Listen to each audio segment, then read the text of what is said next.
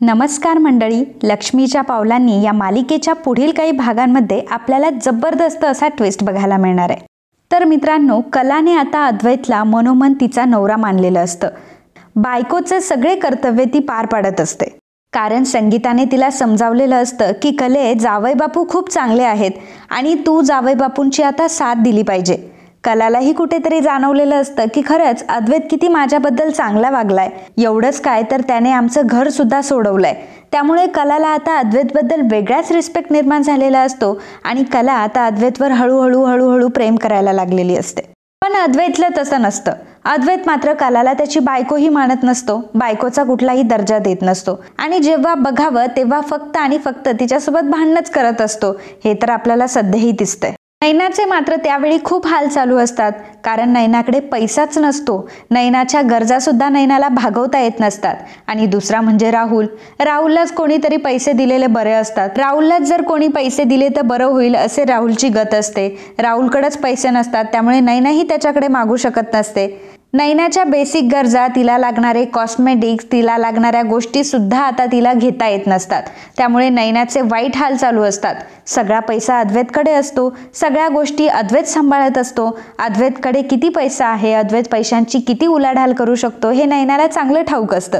त्यामुळे नैना आता हळूहळू अद्वैतशी कॉन्टॅक्ट करण्याचा प्रयत्न करते, अद्वैतशी ती बोलण्याचा प्रयत्न करते। आतापर्यंत अद्वैत नैनाशी कधीच बोललेला नसतो, परंतु नैना आता हळूहळू अद्वैत समोर मैत्रीचा हात पुढे करते।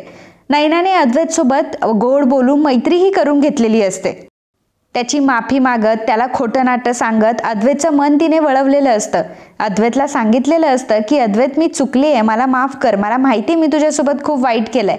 आणि रडायला लागलेली असते, नाटकं केलेले असतात जे की तिला खूप चांगले जमतात आणि त्या नाटकांना अद्वैत बळी पडलेला असतो। अद्वैतला सगळं खरं वाटू लागतं आणि नैना खरंच चांगली आहे, नैना खरंच या घरचा खूप विचार करते, नैना चांदेकरांना जसं राहायचं तसंच राहते। अद्वैतही या गोष्टी नोटीस करत असतो, परंतु अद्वैतच्या मनात नैनाबद्दल असं वेगळं काही नसतं। तो फक्त राहुलची बायको म्हणून तिला ट्रीट करत असतो आणि नैनाने जो मैत्रीचा हात पुढे केलेला असतो, तर अद्वैतनेही तिच्यासोबत हात मिळवलेला असतो आणि दोघंही आता मित्रमैत्रिणी असतात। पण ही गोष्ट घरातल्या बाकीच्या कोणाला जास्त माहीत नसते। तर मित्रांनो, आज मी तुमच्यासाठी जगात भारी ट्विस्ट घेऊन आली आहे, त्यामुळे जगात भारी लाईक सुद्धा तुम्ही मला द्यायला हवा। त्यामुळे वाट कसली बघताय, लगेच व्हिडिओला लाईक करा, कारण तुमचा एक लाईक अजून हा व्हिडिओ 10 लोकांपर्यंत पोहोचू शकतो। धन्यवाद। नैना कधीही उठून सुटून आता कला आणि अद्वैतच्या रूममध्ये येत असते, जे की कलाला अजिबात आवडत नसतं। नैना रूममध्ये आलेलं कलाला अजिबात आवडत नसतं, कारण कलाचं अद्वैतवर प्रेम असतं आणि नैनासोबत अद्वैतचं काय झालेलं आहे, कारण अद्वैत हा नैनाच्या आधी प्रेमात होता, ही गोष्ट कलाला माहीत असते। त्यामुळे कलाला जेलसी होत असते। आपल्या नवऱ्याने कोणाशी बोलू नये असं प्रत्येक बाईला वाटतं, तसंच कलालाही वाटत असतं आणि त्यामुळे ती नैनाला एकदा दोनदा खडसावते देखील। नैनाला ती म्हणते की नैनाताई, तू प्लीज आमच्या रूममध्ये येत जाऊ नकोस, मला अजिबात नाही आवडत। त्यावेळी नैना म्हणते की हे बघ, मी येतेय कारण अद्वैत आणि मी, आम्ही दोघंही चांगले मित्रमैत्रिणी आहोत, आम्ही आधीही होतो, काय झालं, मी राहुलची बायको असले आणि तो तुझा नवरा असला म्हणून काय झालं, तू आमच्या दोघांतली मैत्री तर नाही संपवू शकत ना। आता नैना एवढ्यावरच थांबत नाही। नैना ही गोष्ट सांगते अद्वैतला आणि अद्वैतला सांगते की अद्वैत, तुझी बायको आपल्या दोघांवर संशय घेते, म्हणून ती तुला आणि मला भेटू देत नाही आणि तुला आणि मला बोलूही देत नाही। आता अद्वैतला जेव्हा ही गोष्ट नैना सांगते आणि खूप विचित्र पद्धतीने तिने सांगितलेली असते, त्यामुळे अद्वैतचं डोकं सटकतं आणि मग अद्वैत आता कलाला नाही ते बोलू लागतो। कलाला तो विचारतो, तू कोण आहेस आमचं रिलेशन डिफाईन करणारी, तू आहेस कोण, आम्ही दोघं मित्रमैत्रिणी आहोत, तुला त्याचा काय प्रॉब्लेम आहे, तू काय आमच्या दोघांमध्ये इंटरफेअर करतीये। कला म्हणते की अरे अद्वैत, माझं तसं म्हणणं नव्हतं, मी फक्त नैनाताईला एवढंच बोलले की सारखी येत नको जाऊस आणि तुमच्या मैत्रीबद्दल मला काहीच प्रॉब्लेम नाहीये। त्यावर अद्वैत म्हणतो की तुला आमच्या मैत्रीबद्दल कुठला प्रॉब्लेमही असायला नकोय, कारण तसंही तुझा आमच्या दोघांशी काही संबंध नाहीये आणि आम्ही दोघं आधीही मित्र होतो आणि आता जर आम्ही मित्र झालो तर काय प्रॉब्लेम आहे तुला।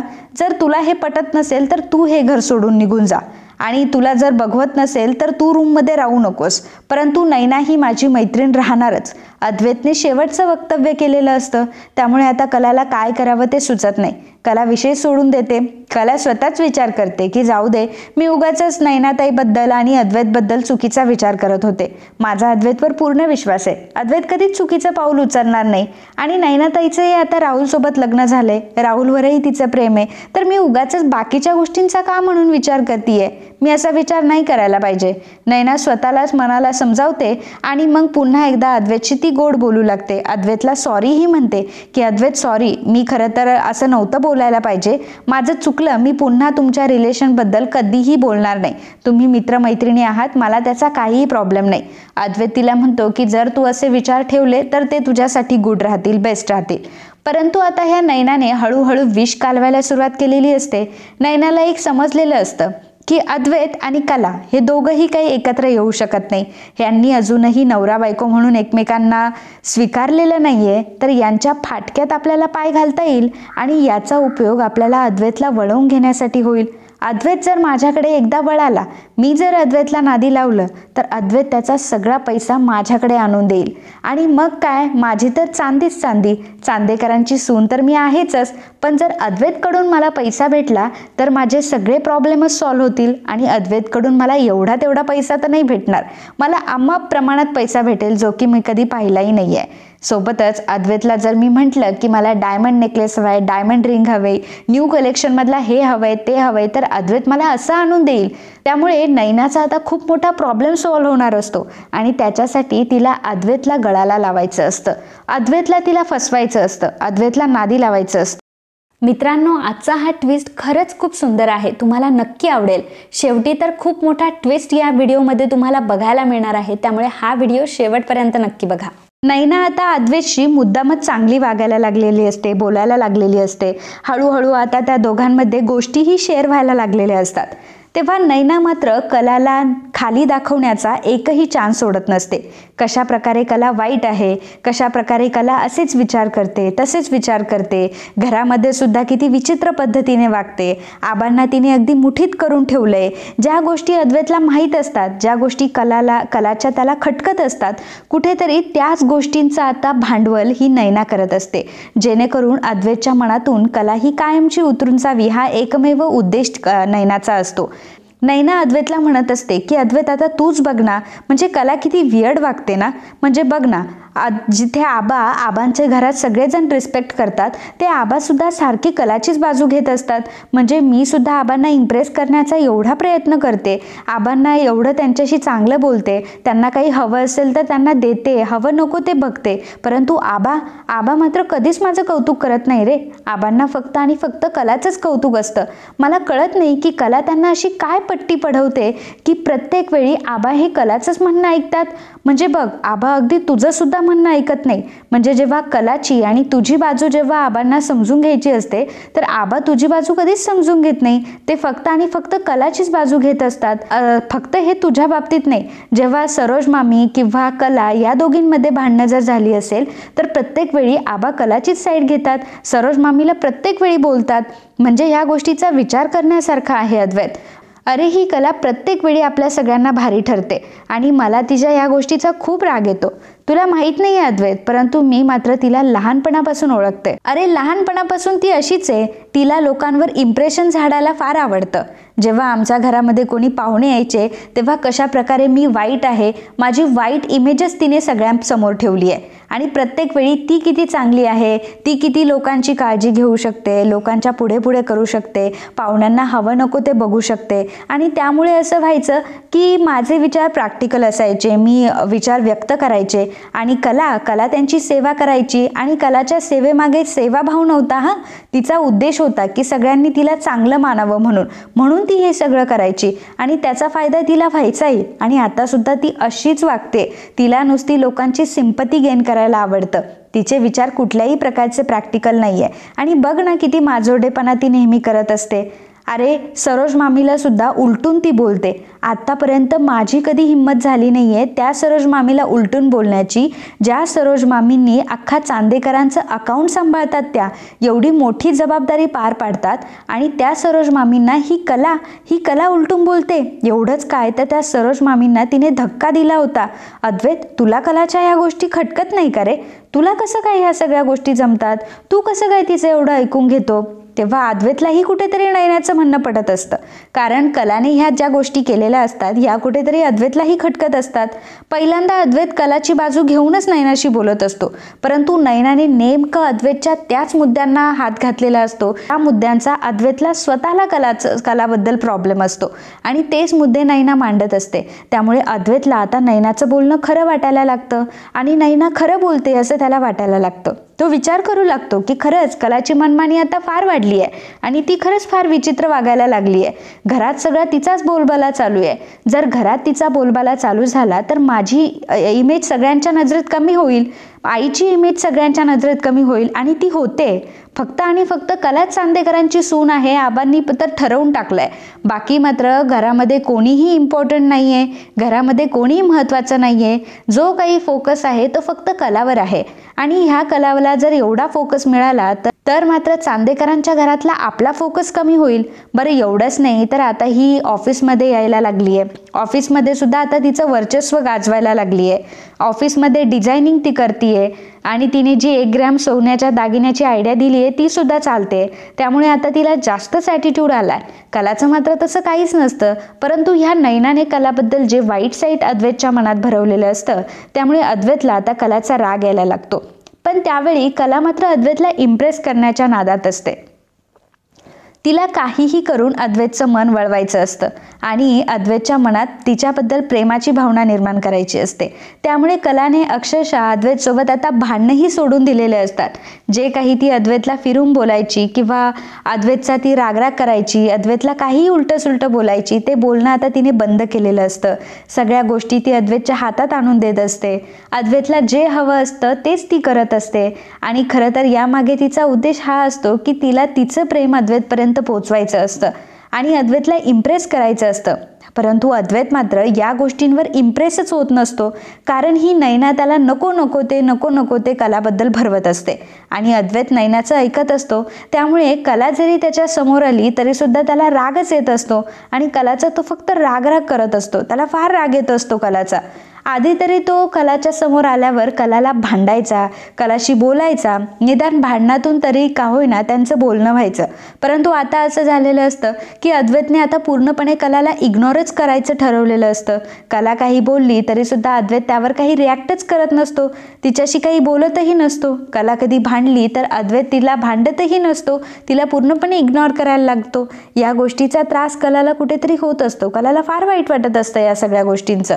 परंतु काय करणार, या सगळ्या गोष्टी का होत आहे याचं कारण ही नयनाताई आहे हे कलाला अजून माहीत नसतं. मग पुढे होतं असं की कलाला आता एक संधी चालून आलेली असते.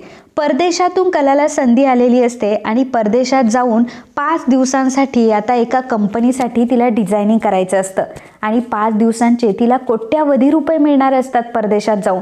एवढंच काय तर फ्लाईटचे तिकीटसुद्धा ती कंपनीच येण्याचा जाण्याचा सगळा खर्च ती कंपनीच करणार असते. कलाला ही गोष्ट जेव्हा समजते तेव्हा कलाला खूप आनंद होतो.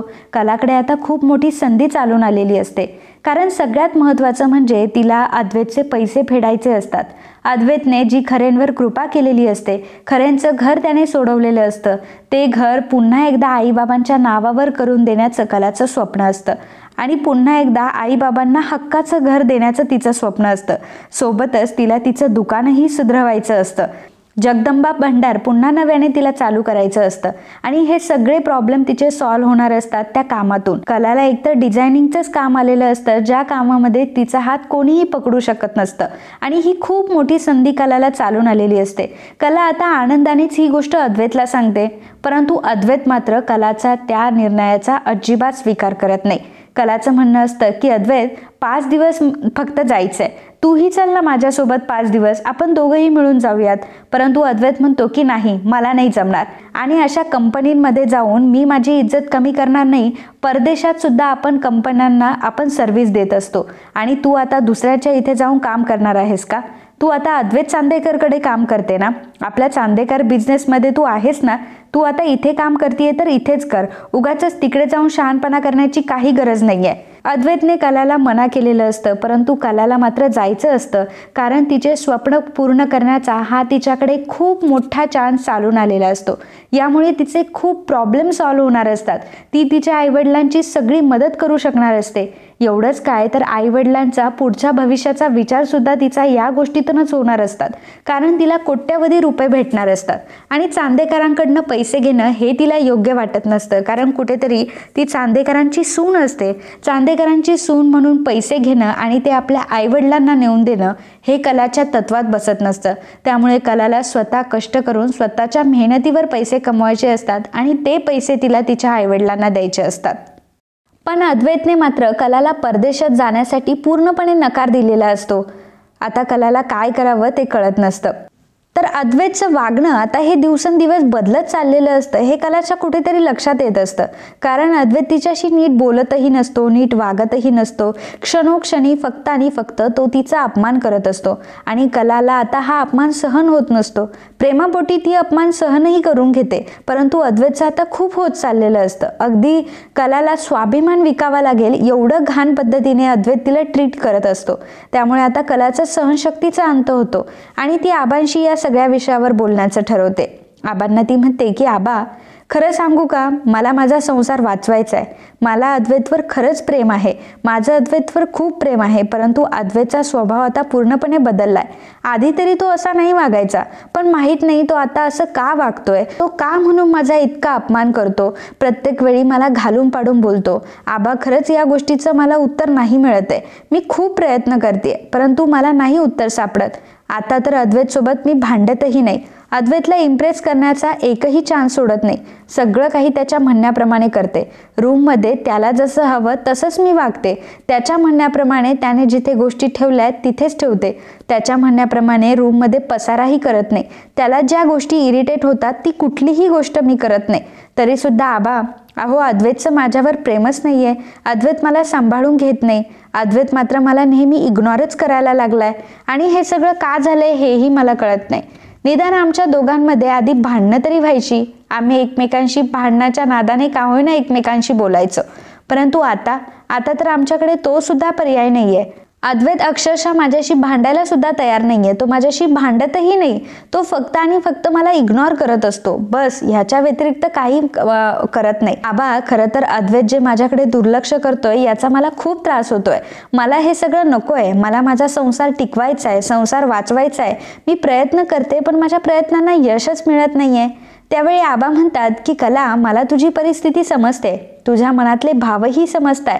कधी कधी ना एखाद्याला नात्यांची किंमत पटवून देण्यासाठी कधी कधी आपल्याला नातं तोडावं लागतं, नात्यापासून जरा दूर जावं लागतं आणि तेव्हा कुठेतरी आपल्या माणसांना आपली जाणीव होते. त्यावर कला म्हणतात की म्हणजे आजोबा, तुम्हाला नक्की काय म्हणायचंय?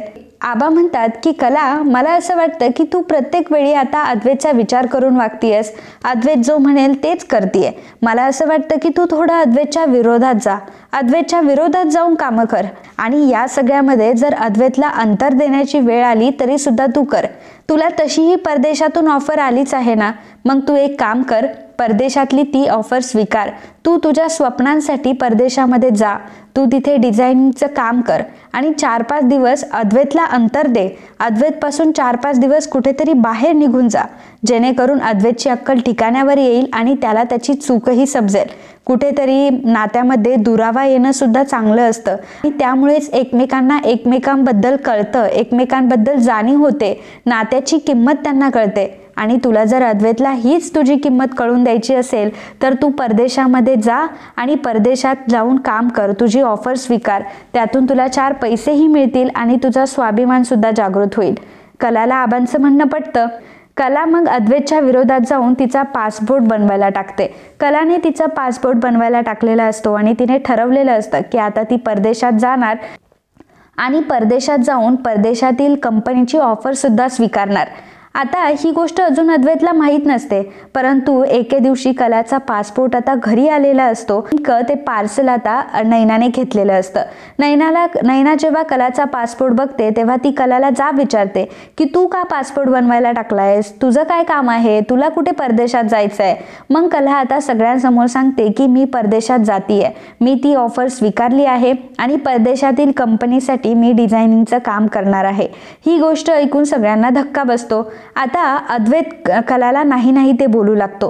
कलाला तो म्हणतो की मी तुला सांगितलं होतं ना की तू कुठेही जायचं नाही, तू चांदेकरांसाठी बांधील आहे, चांदेकरांच्या बिझनेसमध्ये तू सहभागी आहेस, तर तू का म्हणून तिकडे जातीयेस आणि तू त्या कंपनीची ऑफर स्वीकारलीसच का, तुला मी सांगितलं होतं तरी सुद्धा तू असं का वागलीस. आता कलाला तो जाब विचारू लागतो. कला म्हणते की हे बघ अद्वैत, माझ्या डोक्यावर ऑलरेडी खूप कर्ज आहे, मला तुझे पैसे फेडायचे आहेत आणि सगळ्यात महत्त्वाचं म्हणजे माझ्या कुटुंबाचं मला रक्षण करायचं आहे. माझ्या आईवडिलांच्या म्हातारपणाची पुंजी मला आताच कमवून ठेवायची आहे, कारण माझ्या वडिलांना नीट दिसत नाही, माझ्या आईच्या हातून आता काम होत नाही, तिचे गुडघे वगैरे दुखतात आणि मी आता त्यांना अजून त्रासात बघू शकत नाही. त्यामुळे त्यांच्यासाठी मला काहीतरी करायचंय आणि माझ्याकडे ही खूप मोठी संधी चालून आली आहे. तर अद्वैत आता कलाला म्हणतो की पैशासाठी हे सगळं करतेयस का, अगं मग आधी सांगायचं ना मला बोल तुला किती पैसा हवाय. असं म्हणून अद्वैत आता खूप सारी कॅश घेऊन येतो आणि कलाच्या अंगावर उधळतो. कलाला म्हणतो की हेच हवंय ना तुला, पैसाच हवाय ना, घे पैसा. किती पैसा हवाय, एवढा नकोय का, अजून हवाय का, अजून देतो पैसा, परंतु तू कुठेही जायचं नाही. कलाला आता फार अपमान वाटत असतो, कारण अद्वैतने चक्क तिच्या अंगावर पैसे उधळलेले असतात. कलाला ते फार अपमानास्पद वाटतं. अद्वैतचं वागणं बोलणं खूप चेंज झालेलं असतं. प्रश्न आता कलाच्या स्वाभिमानाचा असतो. तर नैना सुद्धा आता कलाला बोलायचं सोडत नसते.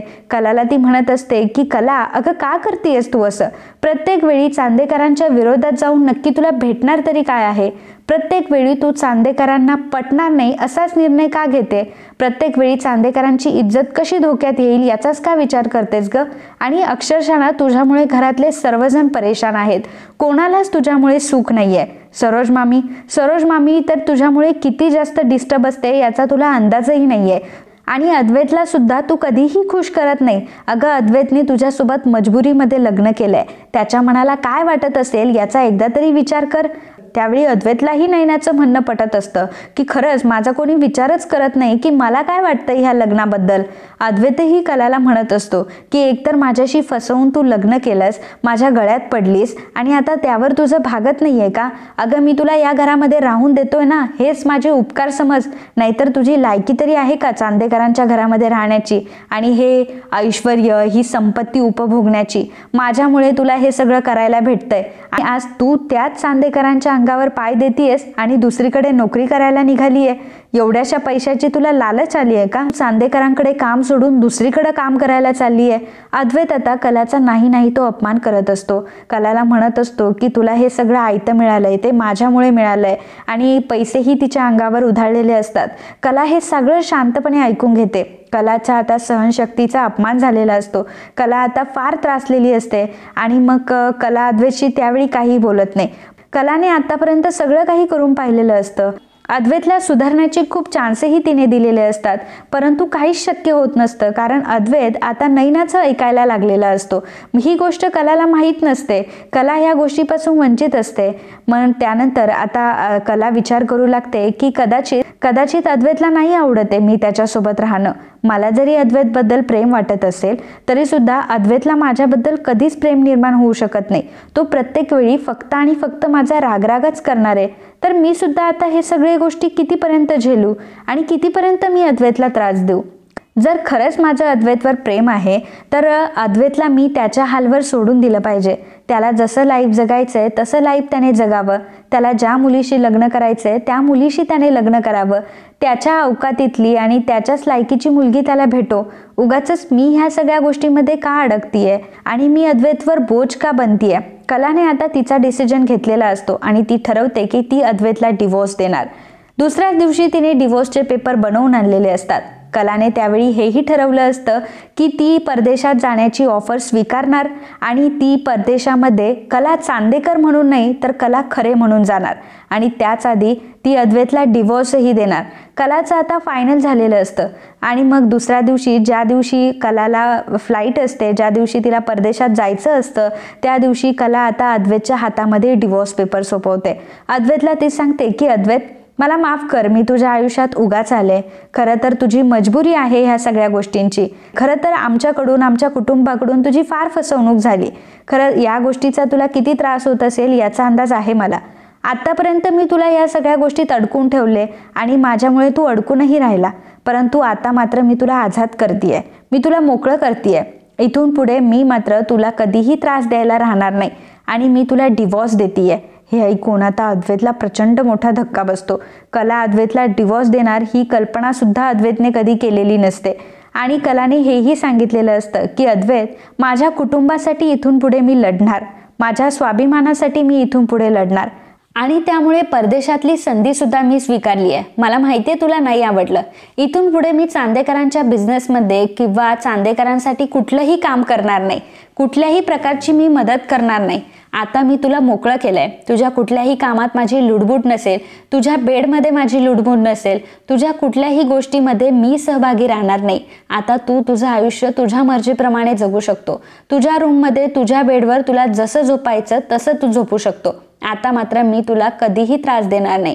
कलाने अद्वैतला ठणकावून सांगितलेलं असतं आणि अद्वैतला ती हेही सांगते की मी आता कला खरे म्हणून परदेशात जाणार आहे.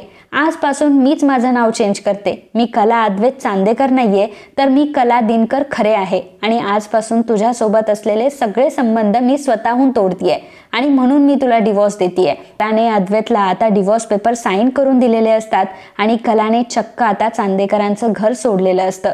खरं तर आबा कलाच्या ह्या डिसिजनमध्ये सहभागी असतात, कारण आबांना माहीत असतं की अद्वैतची अक्कल तशी ठिकाणावर येणार नाही जोपर्यंत कला हे घर सोडून जात नाही.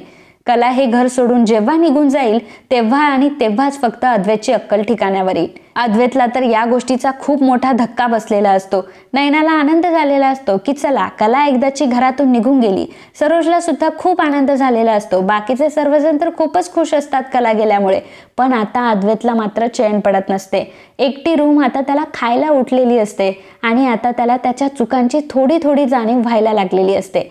पण आपली कला मात्र इकडे खूप प्रगती करत असते. कला आता परदेशात गेलेली असते. 5 दिवसांसाठी तिने त्या कंपनीसाठी डिझायनिंग केलेल्या असतात आणि करोडोंचं पॅकेज तिला भेटलेलं असतं. करोडोंचं पॅकेज घेऊन पुन्हा ती भारतात आलेली असते, कोल्हापुरात आलेली असते आणि दिमाखाने ती तिच्या आईवडिलांसोबत राहत असते. पण इकडे अद्वैतचे मात्र आता वाईट हाल सुरू झालेले असतात. कलाही अद्वैतवर प्रेम करत असते, परंतु कलाला अद्वैतला त्रास द्यायचा नसतो म्हणून ती त्याच्याजवळ नसते. पण अद्वैतला आता हळूहळू कलाची जाणीव व्हायला लागलेली असते, तिची उणीव भासायला लागलेली असते. आणि एवढंच काय तर कलाने आता अद्वैतकडून तिचं घरही सोडवलेलं असतं. जगदंबा भांडार पुन्हा एकदा नव्याने नव्या जोशात सुरू केलेलं असतं आणि कलाला आता पैशांची कमी नसते. खऱ्या अर्थाने ती आता सेल्फ इंडिपेंडंट झालेली असते आणि तिने तिच्या आईवडिलांचं नाव मोठं केलेलं असतं आणि आईवडिलांसाठी पुंजीही गोळा केलेली असते. तर मित्रांनो, तुम्हाला हा ट्विस्ट एपिसोड कसा वाटला, हा ट्विस्ट एपिसोड कसा आहे हे तुम्हाला नक्की कमेंटमध्ये सांगायचं आहे आणि असे ट्विस्ट एपिसोड तुम्हाला पाहायला आवडतात का हेही सांगायचं आहे. तर मित्रांनो, आजचा हा ट्विस्ट एपिसोड तुम्हाला कसा वाटला हे कमेंटमध्ये आम्हाला नक्की सांगा. नक्की तुमच्या प्रतिक्रिया आमच्यापर्यंत पोहोचू द्यात आणि जर व्हिडिओ तुम्हाला आवडला असेल तर व्हिडिओला लाईक करायला आणि चॅनलला सबस्क्राईब करायला अजिबात विसरू नका. धन्यवाद.